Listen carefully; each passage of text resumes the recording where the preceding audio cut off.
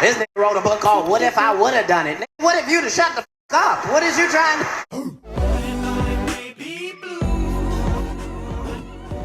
Everyone, it's Blue. Make sure you like and subscribe and go follow me on Patreon. It's only $5 a month and you get an extra video every week. I came up with a plan. Lay it on us, bud. It involves pulling up our bootstraps, oiling up a couple of asses, and doing a little plowing of our own. Not gay sex. Oh, okay, because that's what it sounded like. Today, I'm going to be reacting to Katt Williams on Oprah and OJ. You ain't never gonna be able to please every goddamn body, and you might as well stop trying. Oprah Winfrey done made $9 billion goddamn dollars, and still be talking about Oprah with you should be able to kill a just by saying $9 billion in their direction. Just $9 billion, nigga, $9 billion. Oh gosh. You better done, nigga, $9 billion. Did you hear the billion? Oprah done everything good you could possibly do, and motherfucker still talks, nigga, she don't like hip hop. Nigga, hip hop, I don't like flute music. It didn't make me $9 billion goddamn dollars. Oprah done every nice thing there was to do. Me, at the end of my show, I say thank you and good night. At the end of Oprah's show, you stand up, she done put a muffin basket under your seat, 2 best-selling novels, put 3 of your kids through college without your permission and without your permission. Oprah, they told her star player. She know you think her name ugly. That's why she named everything Oprah. The magazine name Oprah, the show name Oprah, new network name Oprah, Gail's name Oprah, Stedman's name Oprah. She don't give a fuck.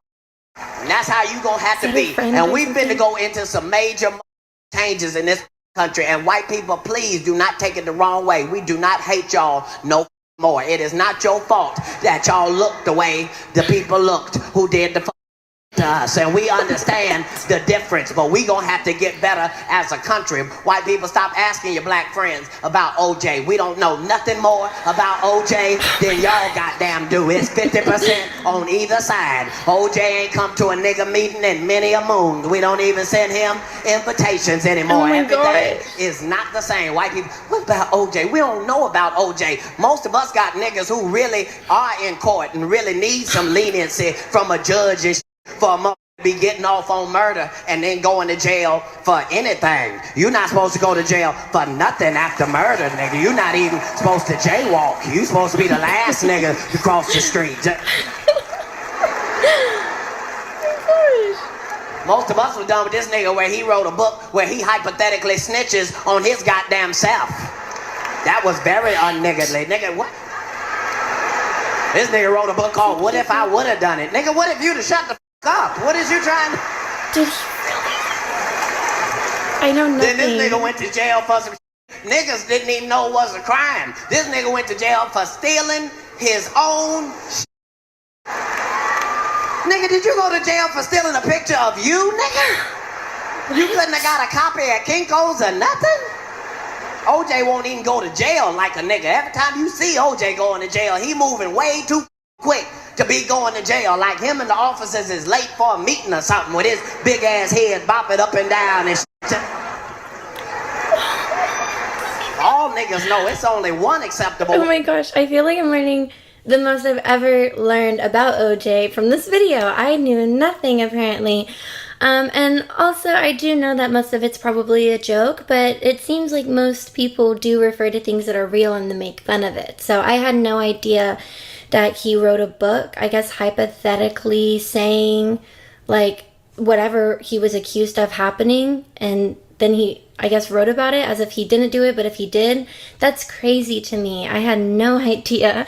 And I also like a lot of the small details that he's putting on OJ as well. Like one of the things is like him walking and he steps forward and he's like bobbleheading it. That's so funny to me. He's kind of stating that it really doesn't matter what you do, who you are, you will have haters. If anything, the more that you do and the bigger that you are, you're going to even attract more haters because more people know of you. So if Oprah has haters and she's like the nicest person ever, every dollar that you send is going to go into an account that goes directly to the people. Or she's just super successful, then I mean anyone can. There's only one acceptable walk to jail, nigga, and it is slow and deliberate, nigga.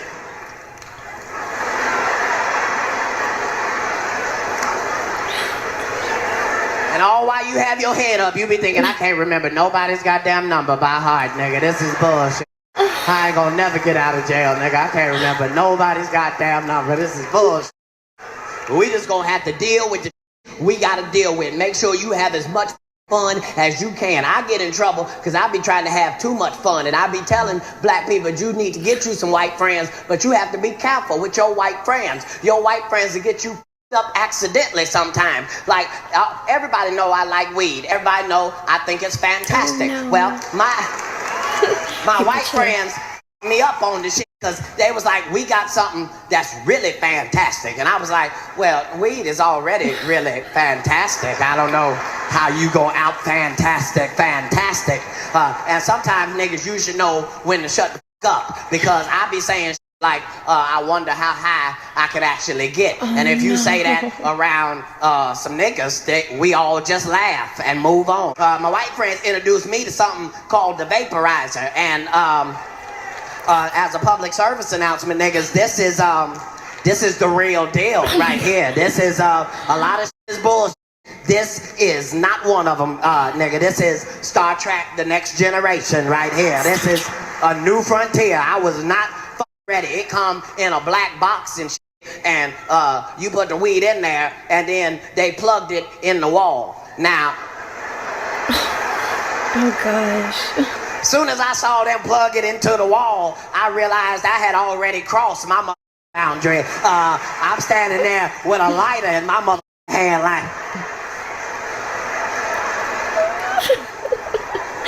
this is no bull. It got real knobs on it. You don't put it on warm. It's like an oven. You put it on a real temperature, like 375, like Jiffy corn muffin mix numbers. And it ain't got no fire and no smoke, which really with me, because if you smoke weed, the smoke is your way of knowing when not to go too far. You can't really go too far, because when you've achieved maximum highness, your lungs will let you know. That's when you can't catch the cough. When you You can't catch the cough. Oh my gosh. But this don't have no smoke. It's just all vapor, and you have to be careful because you don't know how many vapors.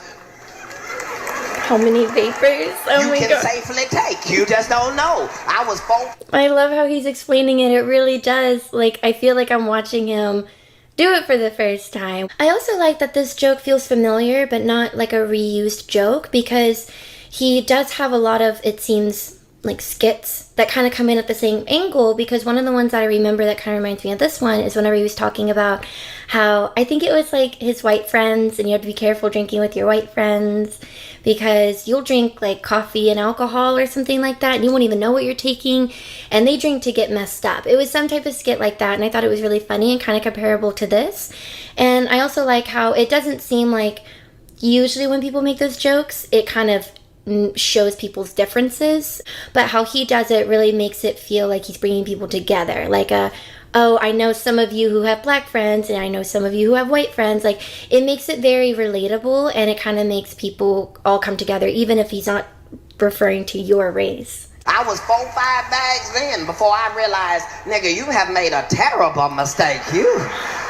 This, you might not want to find out how high you can actually get. Just take it from me. You might really embarrass yourself to yourself if you ain't careful. You don't want to be a grown man in your own car in the driveway with a wife beater on and some jogging pants, crying with a lap full of bills, crying the Lil Wayne songs and shit. Cause he sound like he's 6 when he rapping. You just in the car, just, if I don't do nothing, I'm a ball. I count all day like a couple. Good, give you money, just a bad boy. Look in the left mirror. I ain't never read from the dick. I had that damn noise. Hey, just saying, you might not want to get to that motherfucking stream. That shit got so high, it took me all the way low, and it took me all the way high. And you're not supposed to be so high that you go in your house and start with your kids' Wii game. You are not supposed to do it, because Wii and weed do not go together. They seem like they should go together, but they don't, because the Wii wants you to be active and weed wants you to sit your ass down, and you should not be with that. You are not supposed to, as a grown man, get so high that you done went in the house, found your kids weed, trying to play tennis in your living room and shit. Move the couch. Kids come back home. What happened, Daddy? It looked like a tornado came through here. Little Wayne was in here crying and shit. I don't know what. I also really like about him, which I've said before, that he uses the entire stage to like have his performance, and I really like that. Nothing bad against anybody who could just kind of stand still, but I do appreciate this next level, like jumping over stools. I mean, he's always sweating whenever I watch him, so he is by all evidence putting in the work to entertain us, and I just appreciate that. But that's going to be it for today. I hope you guys enjoyed this video. If you want to see more that you haven't seen, go to Patreon, and I will see you next time.